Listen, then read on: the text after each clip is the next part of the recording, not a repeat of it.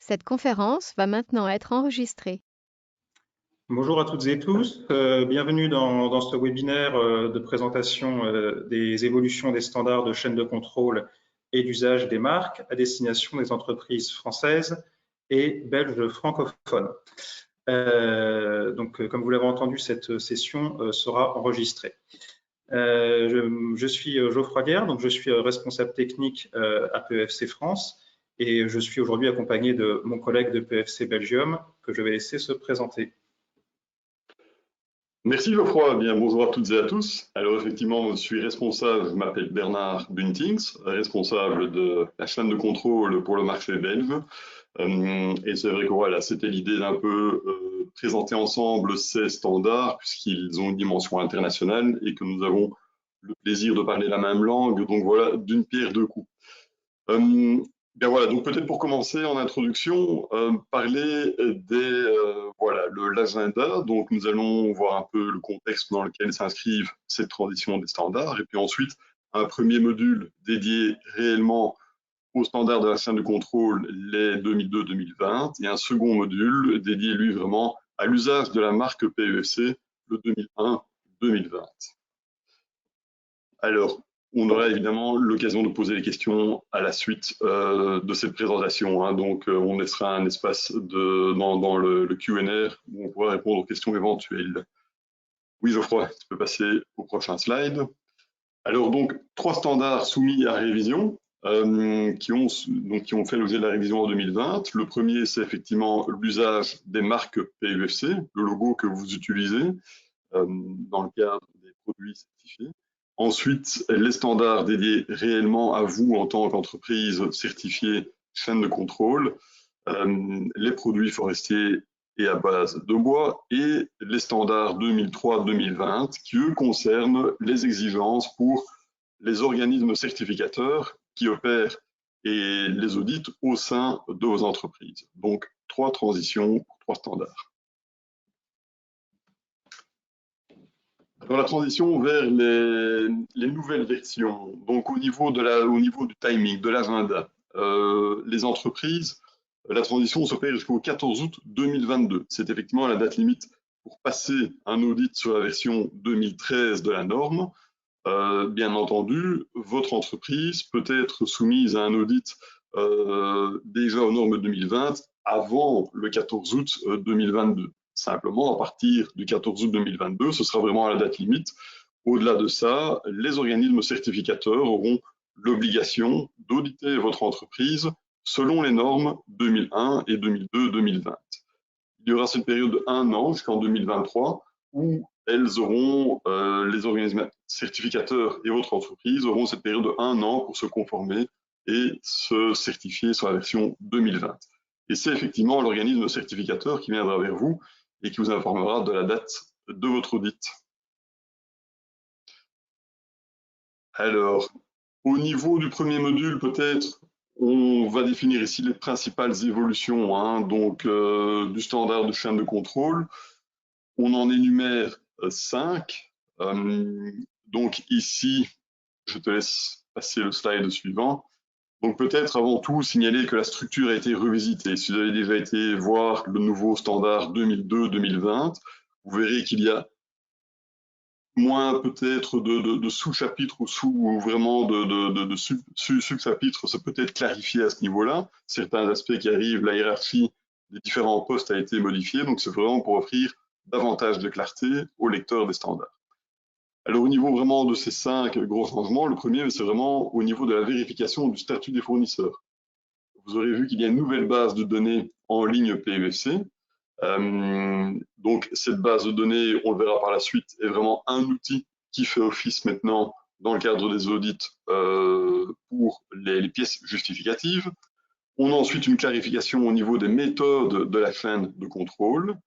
Une nouvelle déclaration de produit origine PEFC 100%, c'est peut-être une des grandes nouveautés ici de cette transition, qui va permettre de mettre en avant un engagement bien précis. Un renforcement du système de diligence raisonnée, le PEFC Due Diligence System, et une simplification des règles pour les entreprises qui sont certifiées multisites. Alors, au niveau de la vérification du statut du fournisseur, le statut, donc la vérification du statut se fait désormais via la base de données en ligne PEFC. Alors, vous avez via le site, bien évidemment, de PEFC International, pefc.org, mais également via les sites, je sais que c'est le cas pour PEFC Belgique, et je pense, Geoffroy, tu me contrediras si ce n'est pas le cas, mais PEFC France redirige aussi vers la base de données internationale pour obtenir les informations et les statuts. Oui, oui. C'est bien cela, Geoffroy. Oui, on a un lien vers la base internationale depuis le site de PFC France. Ah ben voilà, exactement. Alors on a effectivement plusieurs statuts qui sont repris. Le statut valide, le statut de suspension temporaire, le statut d'expiration, withdrawn lorsque le statut, lorsque le certificat est retiré ou non reconnu comme PEFC. Ce sont des informations que vous trouverez facilement de nouveau sur la base de données pour chacun des profils des entreprises certifiées. Alors, on verra des informations également sur le périmètre de produits. Quels sont les produits qui sont certifiés, qui sont audités? Ensuite, le type de certification, que l'on soit en certification individuelle, multisite, certification de groupe, ce sont des informations que vous allez retrouver également sur cette base de données. Et la méthode de chaîne de contrôle, qui elle aussi, on en viendra par la suite, mais est reprise et détaillée sur cette base de données internationale de PEFC. Alors, comme je disais, via le site pefc.org ou les sites nationaux, donc vous verrez en fait que lorsque vous êtes sur la page principale du site de PFC International, en haut à droite de votre écran, vous verrez le Find Certified, donc trouver vraiment les opérateurs certifiés, qui va vous permettre vraiment de remplir plusieurs champs. Donc peut-être une des évolutions par rapport à la version précédente, c'est qu'il y a vraiment davantage de champs qui peuvent être répertoriés, sur lesquels vous pouvez faire des recherches peut-être plus approfondies, peut-être plus ciblées encore que précédemment. Vous avez aussi la possibilité de télécharger les informations. Si vous devez télécharger une liste de fournisseurs en vue de votre audit, vous pouvez bénéficier de ce document et donc imprimer les résultats. Ouais. Oui. Donc, comme tu le disais, Bernard, ce qui est important avec cette possibilité de téléchargement, c'est que comme désormais, comme le disait Bernard précédemment, la vérification du statut de vos fournisseurs pourra se faire uniquement, si vous le souhaitez, via la base de données et non plus en demandant au fournisseur son certificat de chaîne de contrôle. En téléchargeant et en imprimant les résultats, vous pouvez prouver à votre auditeur que vous avez bien fait cette vérification et également la date de cette vérification. Tout à fait, oui. Merci pour votre précision, en effet. Mais du coup, alors, je te laisse reprendre la parole, Geoffroy, par rapport aux méthodes de chaîne de contrôle, justement, les évolutions. Oui, merci Bernard. Alors, par rapport aux évolutions concernant les méthodes de chaîne de contrôle, donc on va dire c'est une demi-évolution, puisque désormais il y a 3 méthodes de chaîne de contrôle, mais les 2 dernières, donc 3 méthodes, séparation physique, pourcentage et crédit, mais les méthodes de pourcentage et de crédit existent actuellement, sauf qu'elles sont réunies sous le terme de méthode de pourcentage. Donc maintenant, pour clarifier les choses, on a séparé en 3 méthodes, séparation physique, pourcentage et crédit, avec donc des méthodes de chaîne de contrôle distinctes pour le pourcentage et le crédit, ce qui ne changera rien hein, si votre entreprise est déjà en pourcentage ou en crédit quantité, ce sera juste une simple évolution du terme sur votre certificat de chaîne de contrôle. Donc, au niveau de ces méthodes, donc, comme je disais, pas d'évolution. La séparation physique est tout simplement se définit par l'absence de mélange de matière certifiée PEFC avec la matière non certifiée, c'est-à-dire la matière source contrôlée PEFC. La méthode de pourcentage, on retrouve le mélange de matière certifiée PEFC et source contrôlée PEFC dans un groupe de produits. Et la méthode de crédit, qui permet d'opérer un transfert de crédit de la matière certifiée PEFC vers la matière source contrôlée. Donc la méthode de crédit qui permet de conserver des crédits de quantité PEFC pendant une certaine durée. Là, c'est une des principales évolutions pour cette méthode de crédit. Les crédits PEFC jusqu'à présent pouvaient être conservés pendant 12 mois et désormais ils pourront être conservés pendant 24 mois.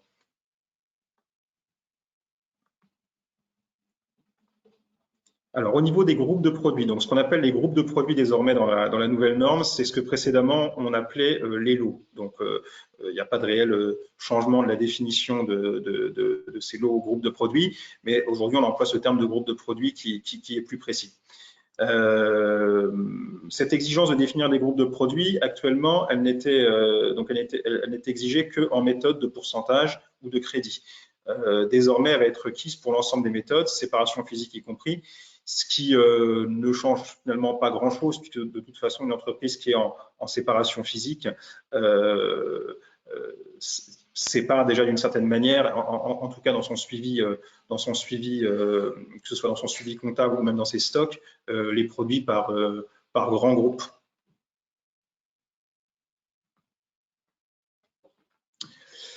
Alors, une autre évolution importante, c'est la nouvelle déclaration origine PEFC 100%.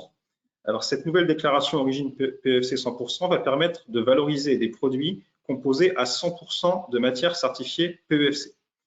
Ce qui est important à noter, c'est que cette déclaration origine PEFC 100% ne peut être utilisée que par des entreprises utilisant la méthode de séparation physique et pour des produits issus d'une chaîne de traçabilité ininterrompue en séparation physique, puisque à la fin, on garantit qu'un produit n'est composé que de matière PEFC, ça exclut de fait des produits qui seraient passés par une méthode de pourcentage ou de crédit.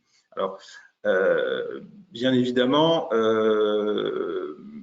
une chaîne de traçabilité ininterrompue en séparation physique, c'est assez rare. Donc, c'est une déclaration qui concernera peut-être peu de produits, mais elle peut quand même se réfléchir dans certaines activités ou de développer avec des fournisseurs une chaîne de traçabilité en séparation physique pour valoriser des produits en origine PEFC 100%. Important, cette déclaration origine PEFC 100% ne doit pas être confondue avec la déclaration certifiée PEFC 100%, qui, elle, peut être utilisée en méthode de pourcentage ou de crédit. Quand on est en méthode de crédit quantité, si on affecte 100% de crédit sur un groupe de produits, on va pouvoir vendre des produits certifiés PEFC 100%, mais pour autant, ça ne signifie pas qu'il y a une garantie que l'intégralité du bois utilisé dans le produit est issue de forêts PEFC. Et on le verra également dans la deuxième partie de la présentation sur les évolutions du standard d'usage des marques. Il y aura un logo spécifique qui sera proposé pour ces produits.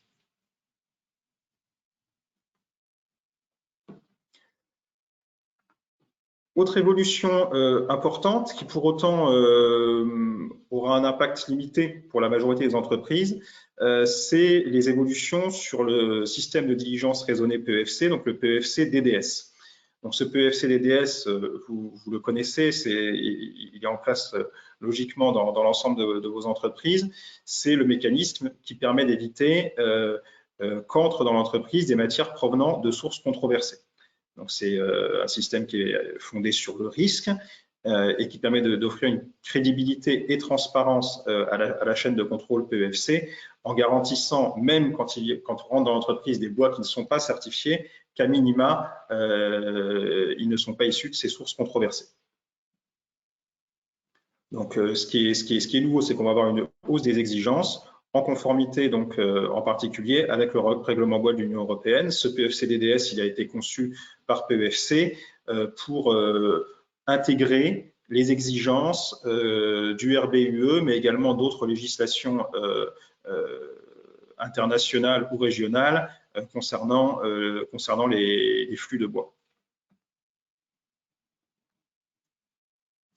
Alors, ce qui est important à noter, c'est une clarification dans la norme sur l'application simplifiée de ce système de diligence raisonnée PEFC-DDS. Il va y avoir des exigences simplifiées pour les matières livrées avec une déclaration PEFC. Donc, les déclarations PEFC, il y en a 3. Le certifié PEFC à X%, les sources contrôlées PEFC, là je vais y revenir, et l'origine PEFC 100%. Et donc, évidemment, ces matières, pour être livrées avec une déclaration PEFC, doivent être livrées par un fournisseur lui-même disposant d'un certificat PEFC de chaîne de contrôle. Alors, L'application simplifiée, ce qui est important, c'est ce terme de sur-demande. Donc, sur demande, l'organisation doit fournir des informations pertinentes conformément à l'étape 1 du DDS qui concerne l'accès à l'information. C'est ce que vous faites actuellement, en tout cas beaucoup d'entreprises, en utilisant les autodéclarations du fournisseur, où le fournisseur vous autodéclare qu'il est en capacité de vous fournir les informations sur le produit. Donc ça pourra continuer à être fait. Dans ce cadre de l'application simplifiée, l'évaluation du risque n'est pas nécessaire lorsqu'on a ce produit livré avec une déclaration PEFC. Les matières sont immédiatement considérées comme présentant un risque négligeable. Donc là, on a vraiment une application très rapide du PEFC DDS, une autodéclaration du fournisseur et pas d'évaluation du risque. Ce qui est important à noter au niveau des déclarations PEFC, c'est la déclaration source contrôlée PEFC. Donc ça, ce n'est pas une nouveauté, mais c'est une déclaration qui est peu utilisée. Source contrôlée PEFC, c'est une déclaration avec laquelle on peut vendre des produits qui ont passé le DDS. C'est-à-dire que si vous avez un premier fournisseur, le premier metteur en marché fait le PEFC DDS, vend ses produits avec la déclaration source contrôlée PEFC, chaque maillon suivant d'entreprise qui va recevoir une matière livrée avec cette déclaration source contrôlée PEFC pourra appliquer les exigences simplifiées pour le DDS. Donc nous, on va énormément communiquer sur ce sujet pour vraiment que se développe la livraison de matière avec la déclaration source contrôlée PEFC. Si tout le monde joue le jeu, quasiment toutes les entreprises certifiées PEFC pourront, on va dire, allez, 90% du temps, mettre en place l'application simplifiée du DDS. Donc, au niveau des évolutions de la définition des sources controversées, donc sur laquelle est basé ce DDS, donc là, vous avez en orange les principales évolutions. Donc, on a toujours évidemment donc, la légalité de la gestion forestière. Et on ajoute également deux nouveautés. La capacité de la forêt d'origine à fournir des produits sur le long terme, donc c'est la capacité que la forêt à se régénérer, une forêt qui n'a pas été surexploitée. La protection de la biodiversité. Ça, c'est également une nouveauté qui n'a pas été notée comme telle, mais les zones forestières d'importance écologique, donc ce sont les forêts qu'on appelle parfois à haute valeur de conservation. Le risque que les produits proviennent de conversion forestière. Donc la conversion forestière, c'est la transformation d'une forêt naturelle, soit en plantation forestière, soit carrément un défrichement. Le respect des principes et droits fondamentaux au travail des travailleurs en forêt. Les droits des peuples autochtones. Donc deux éléments qui étaient déjà présents. Le risque que les bois proviennent de ce qu'on appelle du bois de la guerre ou des bois de conflit. Et enfin, que les produits contiennent des bois OGM. Donc, comme actuellement, on a dans la nouvelle norme des tableaux qui permettent de donner des indicateurs pour réaliser ce système de diligence raisonnée. Donc, pour les nouveaux indicateurs, enfin pour les nouveaux éléments des sources controversées, on a de nouveaux indicateurs. Donc, concernant la fourniture de produits sur le long terme, l'indicateur est de se référer aux évaluations des ressources forestières de la FAO qui précisent les quantités de récoltes annuelles, l'accroissement annuel du stock à l'échelle du pays ou de la région d'origine. Donc ça, c'est important à avoir bien en tête, hein, c'est que les éléments qui ont été présentés ici précédemment n'ont pas vocation à s'appliquer à la parcelle forestière ou à l'unité de gestion forestière. Hein. On est bien à une échelle nationale, régionale. Quand je parle régionale, c'est des sous-régions, hein, c'est même pas l'échelle régionale telle qu'on peut la comprendre en France ou en Belgique. Donc, on réfléchit à cette échelle-là. Le système de diligence raisonnée, ce n'est pas une autre certification de gestion forestière. On reste bien à une échelle plus globale.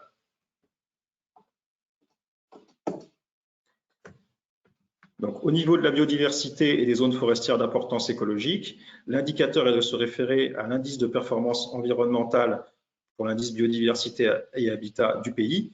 Donc, cet indice de performance environnementale, on le trouve très facilement sur Internet. Il est réalisé par l'Université Yale et l'Université de Columbia avec le Forum économique mondial, et on retrouve sur Internet le classement des pays suivant cet indice de performance environnementale. Au niveau des conversions forestières, de la même manière, on va retrouver des indicateurs qui sont liés au bilan des ressources forestières mondiales de la FAO. Au niveau des principes et droits fondamentaux au travail, à la fois, on va pouvoir s'attacher à regarder si le pays est bien signataire de la déclaration de l'Organisation internationale du travail relative aux principes et droits fondamentaux au travail. Et il y a également des études de l'OIT qui permettent de vérifier si cette déclaration est bien respectée dans le pays. Au niveau des peuples autochtones, il y a la vérification que le pays respecte bien la déclaration des droits des peuples autochtones de l'ONU. De la même manière, on trouve assez facilement des études qui permettent de s'assurer dans les pays qui sont concernés que ce respect des droits des peuples autochtones est bien assuré. Donc de la même manière, ça concerne assez peu de pays d'origine. Donc vraiment, donc tous ces éléments nouveaux peuvent inquiéter au premier abord, puisque ça nécessite d'aller vérifier des études, des analyses sur différents sites internet. Mais vraiment, comme je l'expliquais, donc déjà d'une, ces éléments-là concerneront très peu de pays dans le monde. Et ensuite, avec le système d'application simplifiée et le développement à venir, on l'espère, des ventes de produits avec la déclaration source contrôlée PEFC, logiquement, ces différents éléments-là seront mis en place et vérifiés par très peu d'entreprises.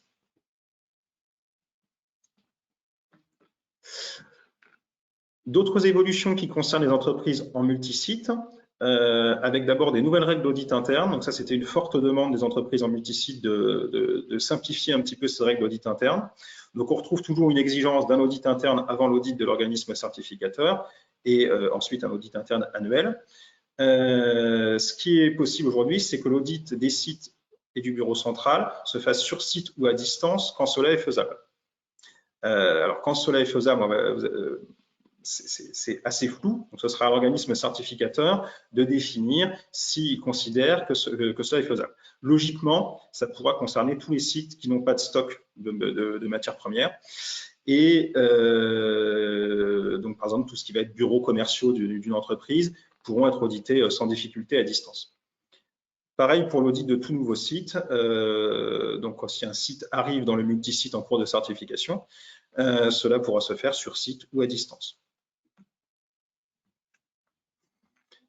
Une nouvelle évolution importante pour les multisites qui, pareil, a fait l'objet de nombreuses demandes, c'est celle qui concerne les groupes de produits. Donc, désormais, les groupes de produits PEFC peuvent couvrir plusieurs sites d'une entreprise en multisite. Avant, chaque site avait ses propres groupes de produits, ses propres lots. Désormais, ces groupes de produits peuvent couvrir plusieurs sites. Et par conséquent, les crédits PEFC d'un même groupe de produits peuvent donc être utilisés par les différents sites.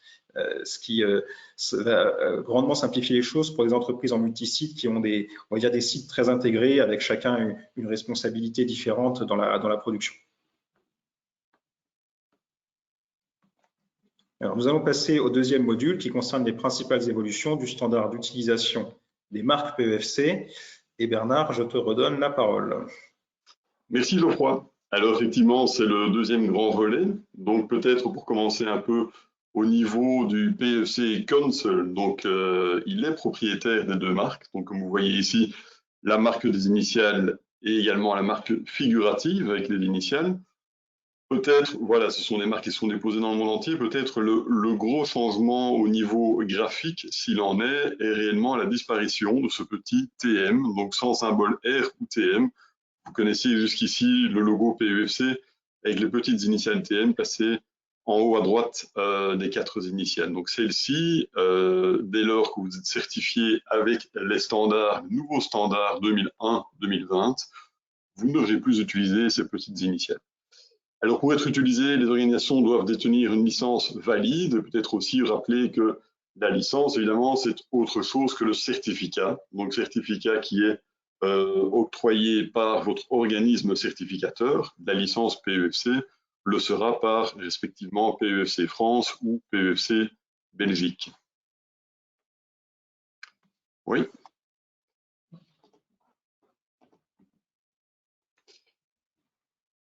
Alors, au niveau des outils, PEFC a mis en place un nouveau générateur de label PEFC. Donc, il va vous permettre à votre entreprise de générer les logos au profil, les formats dont vous avez besoin pour votre propre utilisation. Là aussi, dès lors que vous êtes certifié avec les nouveaux standards, vous aurez accès à ce générateur qui vous permettra justement de suivre la charte graphique et d'être sûr d'être conforme dans les clous, on va dire, par rapport aux exigences. Ces exigences graphiques, justement, ouais. Juste une précision, Bernard, excuse-moi. Donc, ce nouveau générateur de label PEFC, il ne sera disponible qu'au fil de votre transition sur les nouvelles normes, hein. Donc, c'est tout à fait normal qu'actuellement, vous utilisiez encore le générateur de logo actuel. Et ces accès au nouveau générateur de label donc, vous seront communiqués au fur et à mesure de vos certifications sur la nouvelle norme. Tout à fait, ouais. Alors, les exigences graphiques, vous les connaissez, mais c'est vrai qu'on va les rappeler peut-être ici un peu au niveau des évolutions aussi. Bon, d'abord, au niveau de l'usage des marques, plusieurs éléments doivent se retrouver dans votre logo, donc enfin, le logo en tant que tel, PEFC, que vous reconnaissez ici.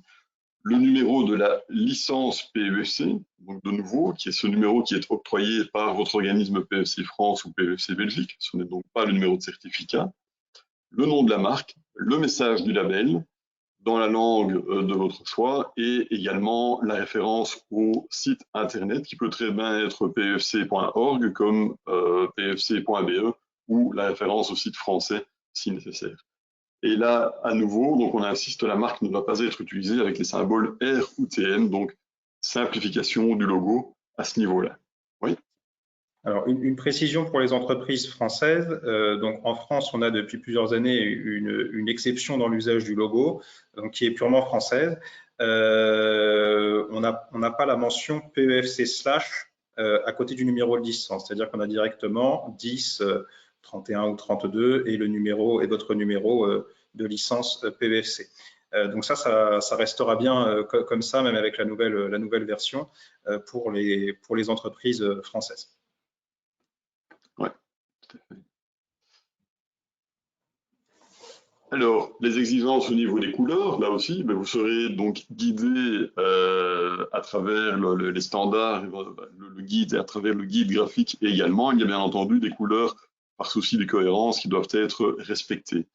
Vous avez plusieurs variantes, soit effectivement le vert connu de la marque qui est utilisé fréquemment, le fond, donc écriture noir sur fond blanc, ou l'inverse en négatif, le blanc sur fond noir si nécessaire, pour améliorer toujours la lisibilité sur votre produit. Oui. On a également des dimensions requises toujours afin de permettre une lisibilité du logo. Ce sont des rapports et des proportions qui ne doivent pas être modifiés. Vous verrez qu'on peut très bien l'utiliser en format paysage ou portrait ou vraiment dans sa version simplifiée avec une taille minimale. Mais il est clair que là aussi, dans l'intérêt de la lisibilité du produit pour votre entreprise et de manière générale, c'est vrai que c'est quelque chose qui est vraiment requis.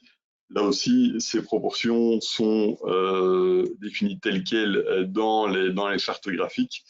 Donc, c'est un impératif qu'on vous demande de respecter également. Ouais.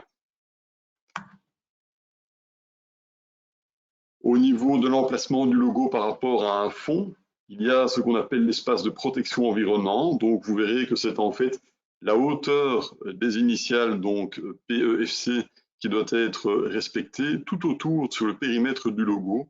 On doit y laisser un espace neutre pour éviter justement la confusion entre la lisibilité du logo et le fond que vous allez trouver sur un produit ou sur tout support. Même chose pour sa version simplifiée aussi. Vous voyez ici que l'on travaille avec ou sans cadre, la hauteur de ces initiales qui doivent être utilisées. Oui.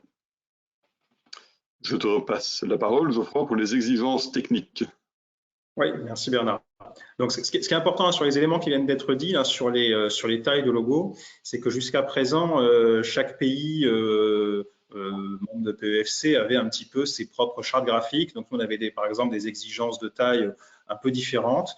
Là, le fait qu'elles soient maintenant dans la norme, ça veut dire que pour toutes les entreprises, quel que soit le pays où elles se trouvent, les règles seront les mêmes désormais, ce qui sera d'une beaucoup plus lisible, et on aura des usages de logos de meilleure qualité et identiques d'un pays à l'autre.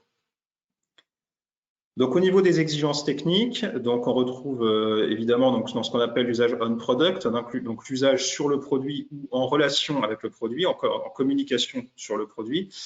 On retrouve bien deux labels, le label certifié PEFC et le label PEFC recyclé.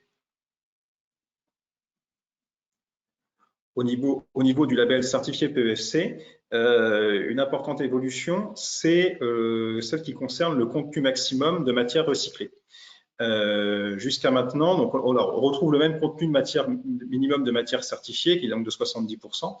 Mais jusqu'à présent, ce logo certifié PEFC, on l'utilisait jusqu'à un maximum de 70% de matière recyclée. Dès qu'on était au-delà de 70% de matière recyclée, on utilisait le logo recyclé PEFC. Désormais, ce n'est plus le cas. Le contenu maximum de matière recyclée est de 99,9%. Pourquoi? Donc ça, on le verra après que le logo PEFC recyclé, c'est pour faire en sorte que le logo PEFC recyclé ne s'applique qu'aux produits 100% recyclés.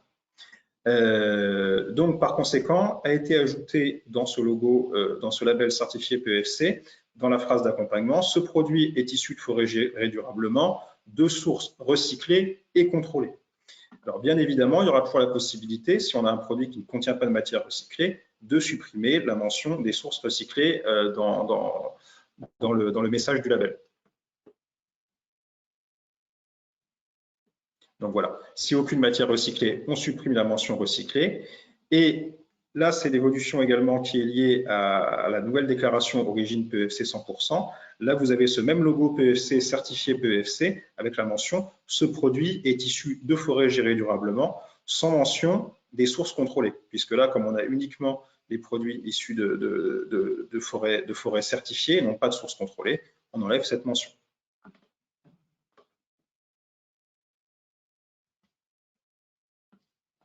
Donc, au niveau du label PEFC recyclé, donc je le disais, 100% de matière provenant de sources recyclées pour utiliser ce label est conforme à la définition évidemment PEFC des sources recyclées. Et par conséquent, la phrase d'accompagnement qui précédemment était « ce produit est issu de sources recyclées et contrôlées », on a supprimé cette référence aux sources contrôlées puisqu'il y a uniquement des sources recyclées. Donc, désormais, c'est « ce produit est issu de sources recyclées ».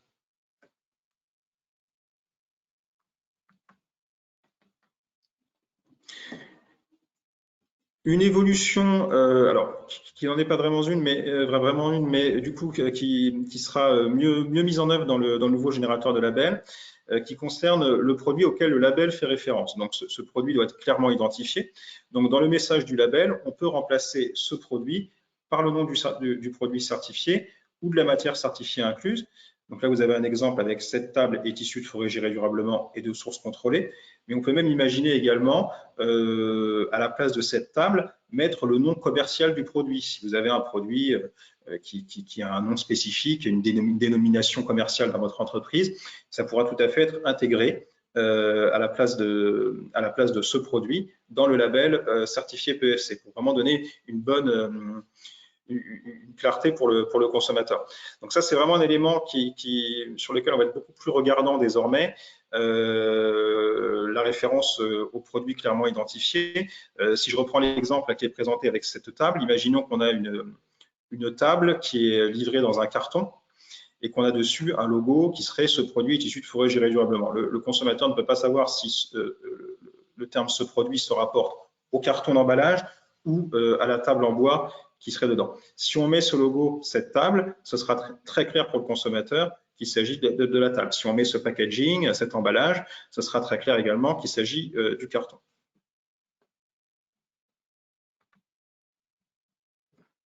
Au niveau de l'usage, donc off-product, donc l'usage à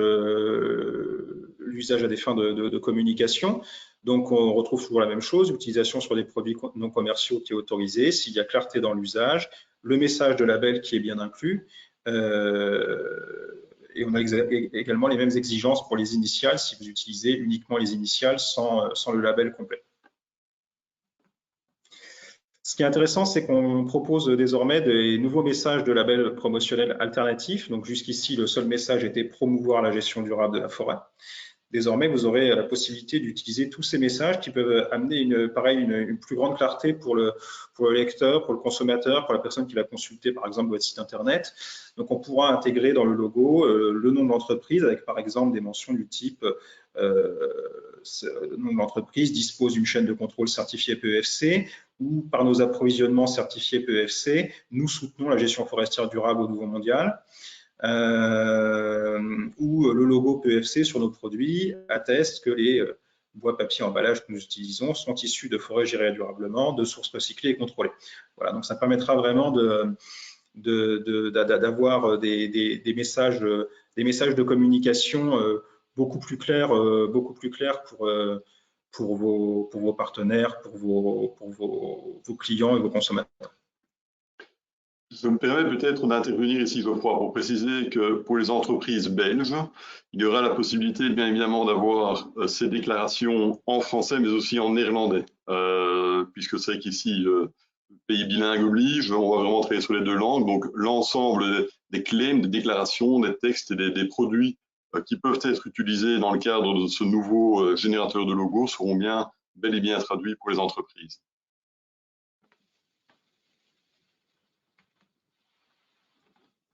Alors, des nouveaux éléments optionnels également d'usage du logo. Donc, pour le label certifié PEFC, on pourra avoir une utilisation donc on product de ce label sans message, mais en incluant le nom du produit dans le label. Donc ça rejoint ce que je disais sur l'importance de la clarté dans l'usage du logo. Là, on pourra vraiment utiliser un logo à minima, si vous n'avez pas forcément la place de mettre la déclaration complète, mais pour autant de noter le nom du produit pour vraiment permettre une clarté pour le consommateur sur l'usage de ce logo. Au niveau des options de design, donc de la même manière, là vous avez le logo en ligne qui existe déjà actuellement, mais qui va être complété également par un autre logo en ligne qui pourra permettre des usages vraiment quand on manque vraiment de place, avec le lettrage PEFC et la mention du numéro de licence sous le lettrage PEFC. Donc ces nouvelles conceptions doivent faire l'objet d'une approbation préalable de l'organisme agréé PEFC, c'est-à-dire PEFC France, PEFC Belgique, donc votre PEFC national. Ce qui est important à noter au niveau des tailles pour ces logos, il n'y a pas de précision spécifique dans la norme, si ce n'est que le numéro de licence doit être évidemment lisible. Donc, je pense particulièrement au label présenté à droite. Il faudra quand même être assez prudent parce que là, le numéro de licence est écrit vraiment en petit. Donc, il faudra que ce soit bien lisible. Oui. Je vais te repasser la parole, Bernard, sur les utilisations non standards des marques PEFC. Exactement, Geoffroy, parce qu'effectivement, cela peut arriver qu'une utilisation spécifique soit requise. Donc là, effectivement, plusieurs cas de figure peuvent exister. Donc, on travaille avec une couleur différente ou d'autres modifications liées à la forme. En tout cas, toute dérogation aux règles nécessite bien évidemment au préalable l'approbation écrite de PEFC. Ce qui est nouveau ici, c'est qu'elle est nécessaire auprès de PEFC international. Ce sont eux dorénavant, avec l'application des nouveaux standards, qui vont délivrer l'accord pour ces spécificités. Néanmoins, il vous est toujours possible, via autant PEFC France que PEFC Belgique, de faire la demande directement par nous, et nous de réagir dans des délais suffisamment rapides pour que vous puissiez avancer. Donc voilà, je crois qu'ici c'est important de nouveau dans le cadre du respect de la charte graphique de bien pouvoir suivre les recommandations. Donc on s'engage tant au niveau en France qu'en Belgique à être très réactif si vous avez une demande spécifique. C'est vrai que c'est un exemple qui est repris ici avec une couleur de logo différente sur le fond vert. Je pense qu'on a un autre exemple par la suite aussi, où on voit un logo. Tu peux passer le deuxième slide, voilà, où là on voit que là, la couleur orange a été demandée pour pouvoir jouer en termes de cohérence par rapport au packaging. Bien évidemment, cela nécessite un accord au préalable de PEFC pour pouvoir mettre ce type de packaging en œuvre. Oui, juste préciser également que cette demande d'approbation de PEFC international pourra se faire directement depuis le nouveau générateur de label. Donc, vous créez le logo et vous faites la demande directement dessus. Donc, c'est vrai que c'est un changement jusqu'à maintenant. En tout cas, je sais qu'en France, je ne sais pas comment ça se passait en Belgique, Bernard, mais en France, les demandes se faisaient directement à PEFC France via une adresse mail dédiée. Et donc, on avait des délais de réponse, on a des délais de réponse assez rapides, on va dire sous 24 heures. Donc, PEFC International nous a précisé que les délais de réponse seraient également assez rapides, sous 24 à 48 heures pour les différentes demandes. Tout à fait. Ici aussi, les entreprises nous sollicitent directement, d'autres qui passent par l'international, mais ça c'est clair qu'on est dans les mêmes réactions, les mêmes délais pour les demandes. Ouais. Bien voilà, ça va être terminé pour la partie présentation et nous allons pouvoir passer à vos questions dans le chat.